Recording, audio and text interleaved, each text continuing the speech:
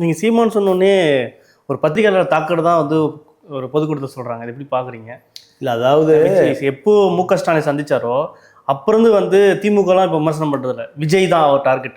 அணில் குஞ்சிக்குன்னு சொல்கிறதா இருக்கட்டும், இப்படி தொடர்ச்சியாக பார்க்குறாரு. இப்படி சில பேர் வந்து வைத்திருச்சல் அப்படின்ற மாதிரிலாம் சொல்கிறாங்க. அது உண்மைதானா? இல்லை, இப்போ விஜய் வருவதற்கு முன்பு சீமானுக்கு அதிமுகட்ட ஒரு பெரிய டிமாண்ட் இருந்தது. வேலுமணி கோடிகளை கொட்டி கொடுப்பார். அது வாங்கி கொடுக்குறவர் தான் கல்யாண சுந்தரம். இப்போ அவர் வேலுமணிகிட்டே செட்டில் ஆகிட்டார், அதிமுக போயிட்டார். ஆமாம்.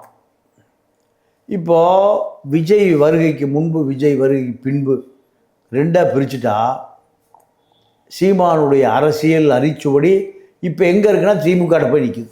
அதிமுக தான் அவருக்கு அரிச்சுவடியே. ஜெயலலிதா உயிரோடு இருந்த பொழுது சீமானுக்கு முதல் தேர்தல், அதில் சீமானுக்கு 20 கோடி ரூபா கொடுக்கப்பட்டது. ஒரு 10 கோடி முத்துக்குமார்கிட்ட. முத்துக்குமார் சவுத்து பார்த்துக்கணும், சீமான் நார்த்து பார்த்துக்கணும். நாம் தமிழர் அத்தனை பேர் எதுக்கு போட வைக்கணும்? இரட்டை இலைக்கு. இலை மலர்ந்தால் ஈழம் மலரும்.